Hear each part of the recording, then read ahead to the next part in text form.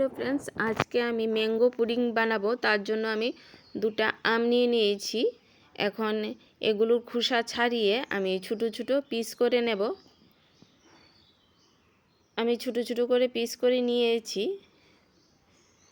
তো এখন মিক্সচারে দিয়ে দেব সবগুলো আম। দিয়ে আমি 4 চামচ চিনি দিয়ে দেব সাথে।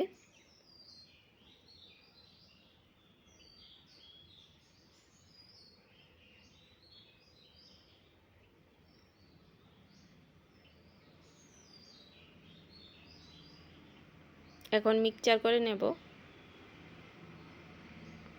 মিক্সচার হয়ে গিয়েছে। এখন আমি দুধ দিয়ে দেব।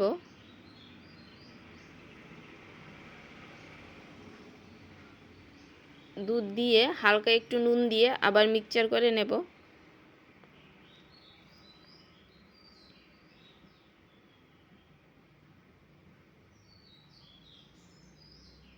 তো মিক্সচার হয়ে গিয়েছে। এখন আমি কড়াই বসিয়ে দেব। তো কড়াই বসিয়ে দিয়েছি। এখন মিক্সচার করা আমগুলো দিয়ে দিচ্ছি।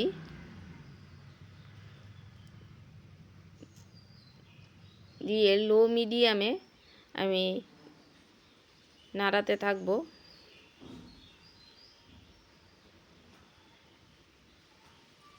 এখন গ্যাসের আঁচটা হালকা কমিয়ে দেব।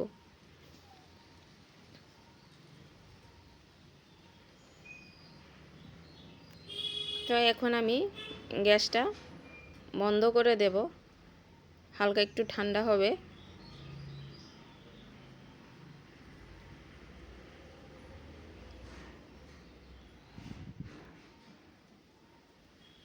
আমি 2 চামচ কাস্টার্ড নিয়ে নিয়েছি।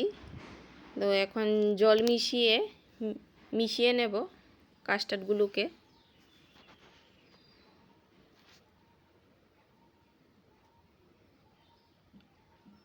আমি ভালোভাবে মিশিয়ে নিয়েছি কাস্টার্ড। এখন আমি কাস্টার্ড দিয়ে দেব। যখন কাস্টার্ড দেবেন আপনারা অবশ্যই গ্যাসটা বন্ধ করে হালকা একটু ঠান্ডা করে দেবেন। দিয়ে ভালোভাবে নাড়িয়ে মিশিয়ে নেবেন।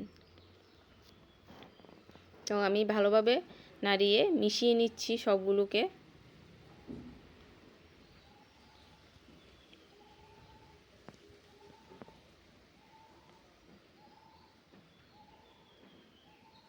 এখন আমি গ্যাসটা অন করে দেব।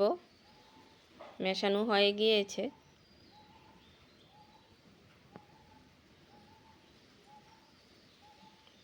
অন করে গ্যাসের আঁচটা কমিয়ে রাখব।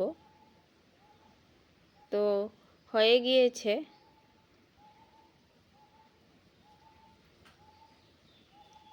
আমি একটু লেবুর রস দিয়ে দেব,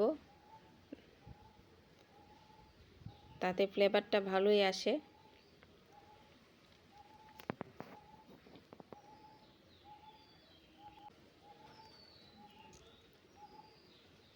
এখন আমি একটা বাটি নিয়ে নেব। বাটির মধ্যে আমি সাদা তেল লাগিয়ে রেখেছি। এখন ম্যাঙ্গোগুলো দিয়ে দিয়েছি। 4 ঘন্টা মতো আমি ফ্রিজে রেখে দেব ঢাকনা দিয়ে।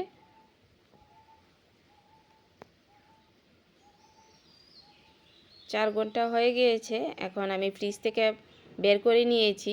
একটু চেপে সাইডগুলোকে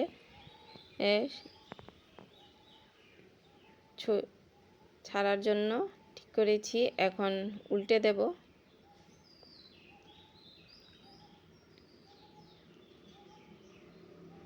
তো তুলে নিচ্ছি। ম্যাঙ্গো পুডিং হয়ে গিয়েছে। আমি উপরে ম্যাঙ্গো দিয়ে দেব। তো এই ম্যাঙ্গো পুডিংটা কেমন হলো, আমার এই রেসিপিটা সবাই বলবেন আর সবাই একবার ট্রাই করবেন। ম্যাঙ্গো পুডিং খেতে খুবই ভালো লাগে।